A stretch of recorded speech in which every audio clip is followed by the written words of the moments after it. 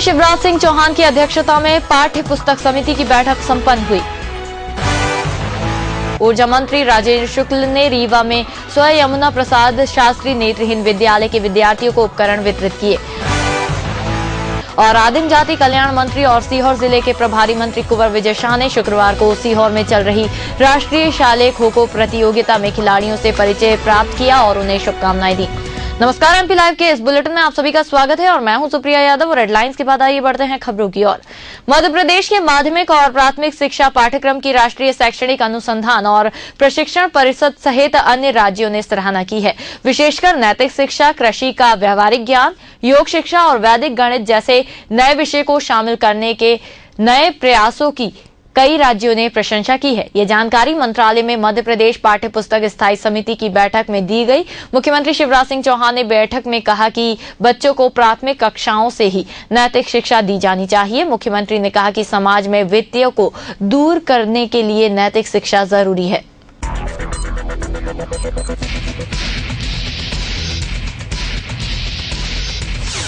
मुख्यमंत्री शिवराज सिंह चौहान के कल्पनाशील नेतृत्व में प्रदेश ने वर्ष 2012 के दौरान अनेक क्षेत्रों में अच्छे कार्यों और उपलब्धियों के लिए अवार्ड पुरस्कार अर्जित किए। इको टूरिज्म बोर्ड को उच्च गुणवत्ता प्रबंधन के लिए जनवरी में ISO अवार्ड मिला। मध्य प्रदेश वन विभाग को पर्यावरण सुरक्षा और संरक्षण के क्षेत्र में किए जा रहे सतत प्रयासों के लिए फरवरी में ग्रीन ग्लोबल फाउंडेशन अवार्ड मिला।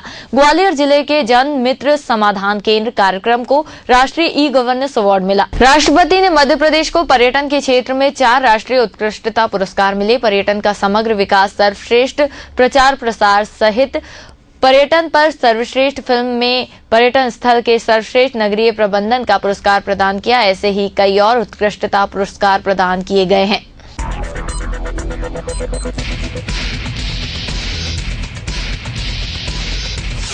मुख्यमंत्री शिवराज सिंह चौहान ने नर्मदा शिप्रा लिंक परियोजना में स्वच्छ पानी पहुंचाने के लिए खान नदी शुद्धिकरण की प्रभावी कार्य योजना प्रस्तुत करने के निर्देश दिए हैं। उन्होंने कहा कि नर्मदा शिप्रा लिंक परियोजना पूरी होने से पहले खान नदी का शुद्धिकरण और इसका प्रदूषित जल शिप्रा में मिलने से रोकना आवश्यक है। चौहान खान नदी शुद्धिकरण की समीक्षा कर रहे थे। उन्होंने निर्देश दिए कि खान नदी का पानी शिप्रा में मिलने से पहले ट्रीटमेंट प्लांट के जरिए साफ करने और प्रदूषित पानी को डाइवर्ट करने जैसे अन्य उपायों पर विचार किया जाए।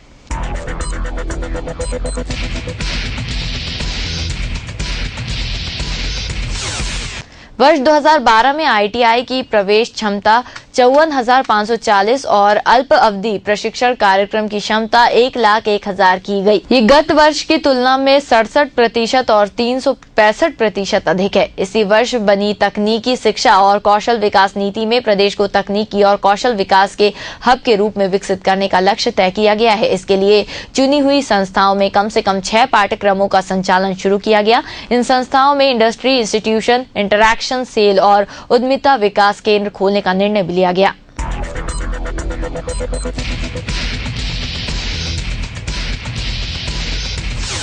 मध्य प्रदेश में सूचना प्रौद्योगिकी का विस्तार अब विकास खंड स्तर तक हो गया है। इस कार्य के लिए दक्ष मानव संसाधन उपलब्ध करवाने के उद्देश्य से प्रदेश के सभी 50 जिलों में जिला ई गवर्नेंस मैनेजर के पद पर नियुक्ति की जा चुकी है। साथ ही 320 सहायक ई गवर्नेंस मैनेजर की भर्ती भी हो चुकी है। इनमें से 80% की पद स्थापना कर दी गई है। इसके अलावा डाटा एंट्री ऑपरेटर के 50 पद भरे गए हैं।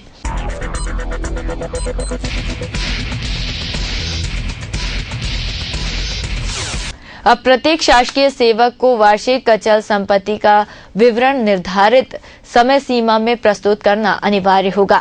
राज्य शासन द्वारा इस संबंध में आदेश जारी किए गए हैं।